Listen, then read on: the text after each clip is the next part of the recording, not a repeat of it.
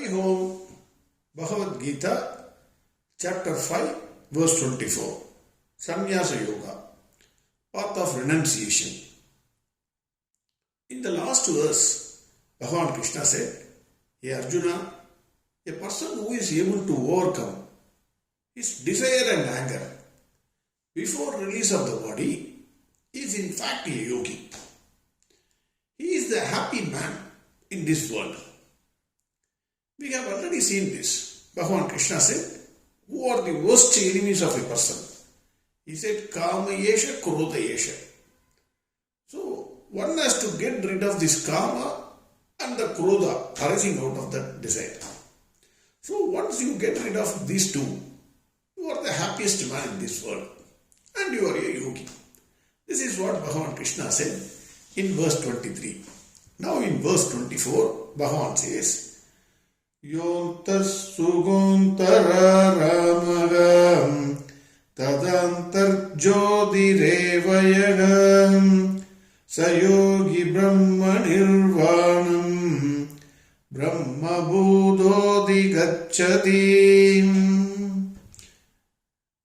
Bhagavan says, three qualities for a yogi. What are those three qualities? One is Antasugha. 2. Antar Aramaha. 3. Antar Jyoti. So he says three qualities. Antasugha. What is Antasugha? Antasugha means he is happy with himself. He never worries about his past or future or the present also. He knows self is neither good nor bad. He knows that self is neither a doer nor an enjoyer of actions. Only in the presence of the self, everything happens. He is full of happiness and he spreads happiness. None of the situations in the outer world can disturb his calmness or affect his peace of mind. He is Antasugha. He is with his self. He is happy with his self. He is Antar Aramaha. We are all Indriya Ramas. We have seen this. We are all Indriya Ramas. Every moment we seek something. We want to satisfy our sense organs. Somehow, one or the other organ. Without knowing that the sense organs are like inferno. They seek the sense pleasures. Like an inferno, it is burning inside. So, and we are trying to dose it off by pouring petrol into it. More and more we are pouring petrol. And it goes on burning. But this yogi is Antar Aramaha. He does not depend on anything in the outer world of objects. He is not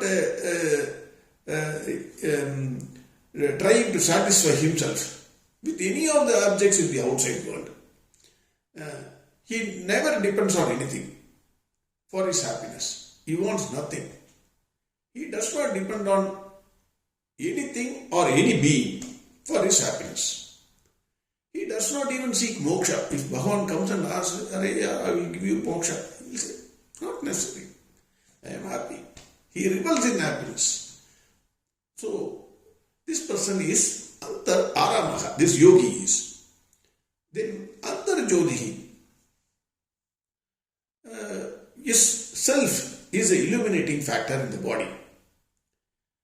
It illuminates all the instruments, organs of action, organs of perception, your mind, your intellect, everything it illumines by its mere presence. Without the self, the body is a dead body. The self clears all the darkness, your ignorance, inside your brain and intellect. This yogi, knowing this, the self is Antar Jyoti. Is a luminous self. The presence of the luminous self in him clears all the ignorance in him. The self being luminous, automatically there is no darkness. That is ignorance in the yogi. He is not only light unto himself, but also a lighthouse for others. Brahman Nirmanam. Yontas Sugontara Ramaga Tadantar Jyotirevayagam Sayogi Brahman Nirvanam. That yogi is completely free from the likes and dislikes of this world. Brahman, if you take, it has no likes or dislikes. Like fire, Brahman is neither good nor bad. It has no affection or hatred towards any living being. But by its mere presence, it makes the entire universe move. The yogi attains the stage where that yogi becomes completely free from the shackles of life. He attains the Brahman Nirvana stage. Then Brahma Bodho Adhigacchati. That yogi's Atma becomes one with the Brahma. We have already seen this. Like the river that reaches the ocean, loses its complete identity. Then it becomes one with the ocean. Similar to that, the yogi merges with the Brahma and becomes one with the Brahma. This verse seems to be slightly more than our comprehension. The question will be, how can one be happy with the self? Revel in the self, or self is the illuminating factor.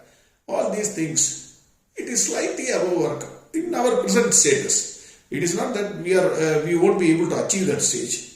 But at our present stage, it looks, it is not within our reach. That is what most of us at least will think. We can't know the sweetness of a sweet unless we taste it. This is a fact of life. How will you know some sweet is a fantastic sweet without tasting it? Bhagavan says Atma is the fantastic sweet. It gives you a lot of happiness. But we have not tasted it. But how will we know without tasting it? Till the time we taste it, it is impossible to know the sweetness. This is a common rule. Then how will we know that the self will give happiness? Fundamental rule is, we all know this. A person can give happiness only when he is happy. A sad person can never give happiness to anybody, either to himself or to others. He will make others' life also sad. If you talk to a sad person, you will also become sad within a few minutes. But how to know this self? So whatever you are saying, that's okay. How to know the self? Then, small example, we can slightly understand the self gives happiness, more happiness than anything else. Suppose you assume a situation where you go to a bank. You withdraw some 25 lakhs cash for some function or something. Then you come out, then you are taking your car. After a few hundred meters, a person comes and then stops your car with a gun. He puts a gun on your head. Says, "Arey boss, either you give me the money or I will shoot and kill you." Then which one you will prefer? You generally, most of the people, they will give the money and retain the life. Why? Why you are giving that money and retain the life? And then after going home you are saying, "Appa, I am happy because he left me. Money gone, that's okay, but I am alive." What gives you happiness? What makes you happy? Your life, your presence of Atma, the life principle in you only gives you happiness, not the money that has gone. You will repent after the money is taken away, after you reach your home, and then you will start repenting. Oh, my money is gone. That's a different matter. At that point in time, when he puts the gun, why did you choose your life than money? Because only when the life is there, all other happiness can be enjoyed in this life. Otherwise, where is the question of happiness? A dead body can never enjoy anything. So, applying the same principle, only a happy man can give happiness. The self, because it is happy, it can give happiness to anybody who realizes that self. who revels in that self. And it is an illuminating factor. Otherwise, how your organs of action, organs of perception, or your mind or intellect can function. A dead body can never function. Without electricity, no bulb or fan can work. You don't appreciate the value of the electricity till the time it is not there. Only when the electricity is not there and the temperature soars to 50, then you will appreciate the value of electricity. Similarly, the person, the Atma inside you only makes everything works. It gives you happiness. But we don't appreciate that. That is the point here. Of course, step by step we are proceeding. Bhagavan Krishna will help us to realize the self and revel in the self also. We will pray to Lord Krishna. Verse 24 again. Yontas sugontara ramagam tadantar jyotirevayagam sayogi brahma nirvanam brahma budodhi gacchati. Next verse we will see tomorrow. Hari Om. Sarvam Krishnarpanastu. Narayana Narayana Narayana Narayana Narayana Narayana Narayana Narayana Narayana Narayana Narayana Narayana Narayana Narayana